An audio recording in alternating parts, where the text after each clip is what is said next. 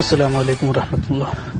100-200 आगे होंगे, कहा 10-20 भी ना टपके इनमें से कम से कम। जैसे गाड़ी जलाई, गाड़ी इनके साथ में कहा 10-20 ने टपका था। कहीं चूड़ी पहन रखी है मेवात ने।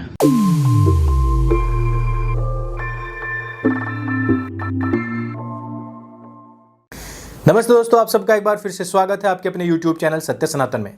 अभी आपने देखा होगा संसद में एक मामला उठा जिसमें बताया गया कि अभिसार शर्मा के न्यूज़ चैनल न्यूज़ क्लिक इन को अब तक तकरीबन 38 करोड़ रुपए की चाइनीज फंडिंग हो चुकी है। और वो फंडिंग हुई है भारत को बदनाम करने के लिए, यहां पर रायोट्स कराने के लिए और जो तात्कालिक सरकार है उसको बदनाम कर उसको गिराने के लिए। साथ ही साथ न्यूज़ क्लिक एक ऐसा चैनल है, भारतवर्ष का एकमात्र ऐसा चैनल है जो कि चाइनीज डॉक्यूमेंट्री को उसके 70 साल पूरे होने पर अपने चैनल के ऊपर पब्लिश करता है। इस वीडियो को ज्यादातर भारतीयों ने देखा, हालांकि बहुत ज्यादा लोग नहीं देख पाए, लेकिन मालिक के प्रति जो वफादारी होती है उसको निभाते हुए भारतवर्ष में इस वीडियो को प्रकाशित करने का काम केवल और केवल न्यूज़ क्लिक ने किया था। अभिसार शर्मा को आप सभी जानते हैं कि वो किस प्रकार से तथ्यों को तोड़ करके मरोड़ करके हर एक हिंसा का जिम्मेदार हिंदुओं को बताने का प्रयास करता है। और ये केवल एकमात्र चैनल नहीं बल्कि इसके लिंक में और भी बहुत सारे चैनल्स हैं, बहुत सारे फैक्ट चेकर्स हैं। ईडी ने पहले भी इस चैनल के मालिक को अपनी गिरफ्त में लिया था और तकरीबन 10 करोड़ का घपला उस समय पर आया था और बाद में 20 करोड़ का अन्य भी घपला इसके सामने आया था।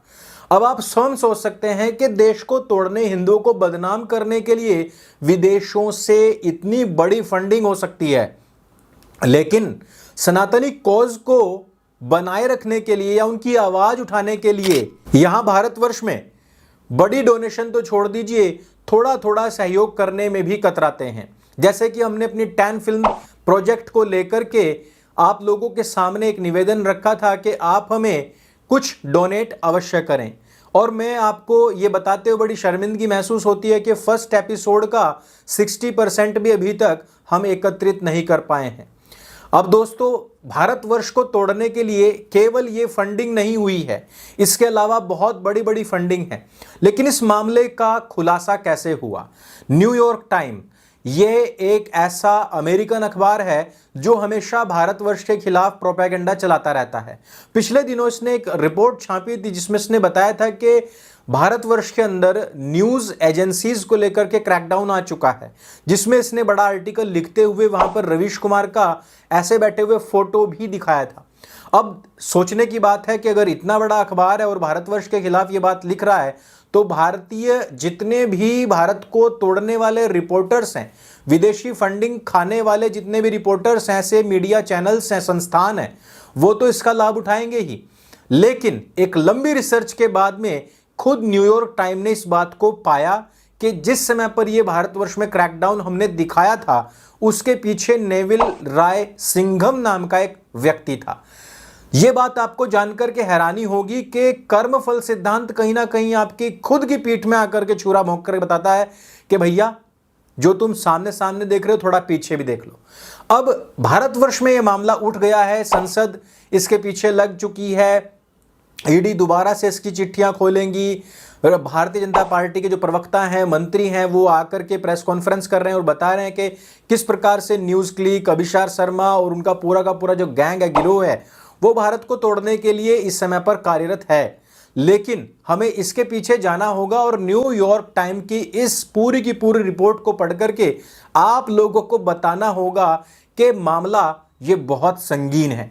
तो मैं आपको पहले बता दूं कि नेविल राय सिंघम, जिसका नाम आपको सुनकर कैसा लग रहा होगा कि भारतीय व्यक्ति है, तो नहीं, ये एक श्रीलंकाई मूल का व्यक्ति है, एक बिजनेसमैन है, और इसका काम है कि ये चाइनीज पार्टी के साथ में, सीसीपी के साथ में मिलकर के चाइनीज प्रोपेगेंडा का एक पूरा का पूरा एक अलग ही महकमा है, उसका ये इस समय पर हेड है।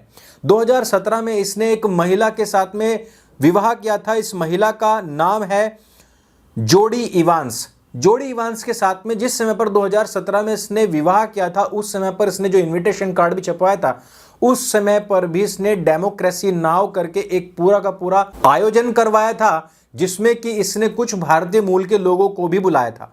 और ये लोग कौन थे? ये मार्क्सवादी विचारधारा के लोग थे। अब डेमोक्रेसी के नाम पर ये प्रोपेगेंडा क्या फैलाते हैं? ये लोग इस तरीके के लोगों को खरीदते हैं जो लोग बिकने के लिए तैयार हैं। अब न्यूयॉर्क टाइम इस बात का खुलासा करते हुए कहता है कि भारतवर्ष में न्यूज क्लिक नाम का एक पोर्टल है जिसको खरीद करके नेविल राय सिंघम ने पैसे दे करके भारत के खिलाफ अपना प्रोपेगेंडा चलाया। चाइनीज विचारधारा को प्रमोट करने के लिए वो अपने चैनल के माध्यम से काम करता है। नेविल राय सिंघम यही नहीं, अमेरिका के अंदर भी चाइना को प्रमोट करने, उसकी विचारधारा को प्रमोट करने के लिए काम करता है। एक बार चाइना टाउन लंदन में भी इस प्रकार का एक पूरा का पूरा धरना प्रदर्शन हुआ था, जिसमें कि लोगों ने जो प्लाकार्ड्स उठाए हुए थे उनके ऊपर लिखा हुआ था स्टॉप एंटी एशियन हेट। आप सभी जानते हैं कि अमेरिका के अंदर रशिया और चाइना को लेकर के क्या माहौल है। वो चाहते हैं कि हम जो महाशक्ति बने हुए हैं वो बने रहें, लेकिन यहां पर एंटी एशियन हेट को जो मना करने की बात कही गई है, वहां पर एशिया में कोई भारत, श्रीलंका, म्यांमार नहीं, बल्कि ये केवल और केवल चाइना को रखते हैं। अब ऐसे में नेविल राय सिंघम इस बात के लिए तो मना कर देते हैं कि उनका चाइना के साथ में कोई समझौता, कोई साझेदारी नहीं है, लेकिन उनकी जो पत्नी है वो स्पष्ट तौर पर कहती हैं कि चाइना के अंदर जो उइगर मुसलमान है वो आतंकवादी हैं और उनका डिटेंशन इसी प्रकार से होते रहना चाहिए। यानी कि चीन में इस्लामिक लोगों के खिलाफ बोलने वाली ये महिला भारतवर्ष में इस्लामिक आतंकवादियों को डिफेंड करने के लिए 38 करोड़ रुपए एक ही पोर्टल को भिजवा भी देती है। इस दोगलेपन को आप क्या नाम दे सकते हैं? यह दोगलापन केवल और केवल वामपंथी कम्युनिस्ट विचारधारा में हो सकता है। वामपंथी विचारधारा एक ऐसी विचारधारा है जो कि खुद इस्लामिकों के खिलाफ है। इस्लामिक कंट्रीज में आप देखेंगे कि वहां पर किसी भी प्रकार की कोई भी वामपंथी विचारधारा पनप नहीं सकती है और किसी भी वामपंथी देश के अंदर इस्लामिक विचारधारा पनप नहीं सकती है। लेकिन भारत जैसा जो देश होते हैं जहां पर इस्लामिक लोग बहुसंख्यक लोगों के खिलाफ लड़ रहे हों, उन लोगों को प्रमोट करने के लिए लोग करोड़ों रुपए बहा देते हैं। अमेरिका को ही डिसमेंटल करने के लिए कोड पिंक नाम की एक पूरे के पूरे संगठन का नेतृत्व करती है यह महिला। ये लोग बीच में कहीं पर भी खड़े होकर के प्लाकार्ड लेकर के चाइना के प्रति एक सॉफ्ट कॉर्नर बनाने के लिए पूरी मुहिम चलाए हुए हैं। अर्थात चाइना की तरफ से इन लोगों को एक बहुत बड़ी रकम प्राप्त होती है, जिससे कि ये अमेरिका, रशिया, इंडिया और यहां तक कि अफ्रीका में भी चाइना की विचारधारा का प्रचार और प्रसार तथा उनके लिए सॉफ्ट कॉर्नर बनाने का पूरा पूरा प्रयास करते रहते हैं। चीन की विचारधारा को दोस्तों आप सभी जानते हैं कि वो एक विस्तारवादी विचारधारा का देश है और वो भारतवर्ष पर अपना कब्जा करना चाहता है। लेकिन अगर वो भारतवर्ष पर यह काम नहीं कर पाया तो वो अफ्रीकन कंट्रीज जो कि काफ़ी भूखे नंगे देश हैं, लेकिन वहाँ पर प्राकृतिक स्रोतों का अथाह भंडार है, वहां पर जाकर के वो लोग इसी तरीके का प्रोपेगेंडा चलाते हैं।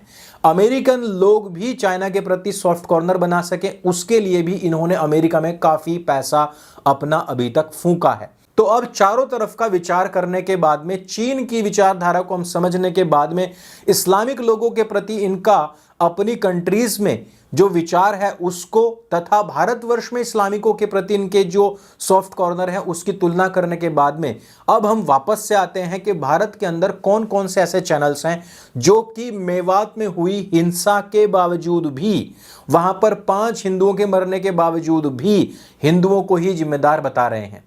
आप स्वयं समझ जाएंगे कि जो वीडियो हमने स्टार्टिंग में आपको दिखाया था कि जिसमें कि एक मुस्लिम व्यक्ति का कॉल रिकॉर्डिंग है और वो व्यक्ति चीख चीख करके उसमें कह रहा है कि मंदिर के अंदर 10-15 को नहीं टपकाया तो कोई फायदा नहीं है। उसके बावजूद भी यदि फैक्ट चेकर्स और इंडियन न्यूज चैनल्स और पोर्टल्स, यूट्यूब चैनल्स अगर उन लोगों को सपोर्ट कर रहे हैं तो आप स्वयं समझ सकते हैं कि ये साजिश कितनी गहरी है। 80-85 करोड़ हिंदुओं को समाप्त करके यहां पर चीन जैसी सरकार को स्थापित करने के लिए बहुत बड़ी मात्रा में बाहरी रकम आ रही है और इस सब का शिकार हो रहे हैं केवल और केवल हिंदू समाज।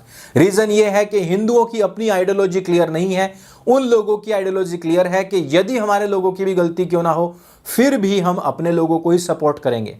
एक फैक्ट चेकर ने एक हिंसा फैलाने वाले वीडियो प्रोवोक करने वाले वीडियो का फैक्ट चेक करते हुए यह तक कह दिया कि यह व्यक्ति हिंदुस्तानी मेवात का नहीं बल्कि पाकिस्तानी मेवात का है, जबकि वो अपने फेसबुक पर अपने आप को अलवर राजस्थान का लिख रहा है।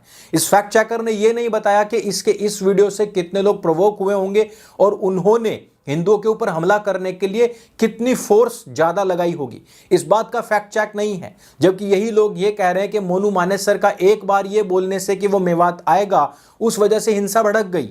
लेकिन एक मेवाती व्यक्ति जो कि अपना एड्रेस अलवर राजस्थान बताता है, उसके भड़काने से कुछ नहीं होता है, क्योंकि वो तो एक पाकिस्तानी व्यक्ति है। फैक्ट चेकिंग का भी अपना एक नैरेटिव होता है, एक तरीका होता है कि किस प्रकार से एक इस्लामिक मुस्लिम व्यक्ति जो कि नफरत फैला रहा है उसको किस प्रकार से सॉफ्ट किया जाए, वाइट वॉश किया जाए, और एक ऐसा नैरेटिव कि अपने लोगों को समझाने वाला व्यक्ति यानी कि जैसे कि अंकुर आर्य हो, उसको किस प्रकार से प्रोवोकेटिव दिखाना है, किस प्रकार से उसको हिंसक दिखाना है कि केवल इसी के कारण से ही दिल्ली दंगे हुए, मेवात दंगे हुए। ये एक नैरेटिव का वॉर है दोस्तों, और इसके लिए विदेशी फंडिंग जितनी जबरदस्त उन लोगों के लिए हो रही है, देशी फंडिंग या आम लोगों की फंडिंग हम लोगों के लिए नहीं होती है। यह बात की सच्चाई है, लेकिन हमारा यह धर्म है, हमारा एक कर्तव्य है कि हम आपको इसी प्रकार से जागरूक करते रहें। नेविल रॉय सिंघम हो या फिर हो उसकी बीवी, या चाइना की पूरी पावर हो, ताकत हो, या न्यूज क्लिक जैसे अभिषार शर्मा या उनका पूरा का पूरा गैंग और गिरोह हो, फिर भी वो सच के सामने उतना ताकतवर नहीं है जितना कि सच की शक्ति हमारे सत्य की शक्ति होती है। सत्यमेव जयते नानृतम, अर्थात सत्य की ही विजय होती है, झूठ की नहीं। अगर ये वीडियो आपको अच्छा लगता है, जानकारी से भरपूर लगता है, तो उसको सबके साथ में शेयर अवश्य करें।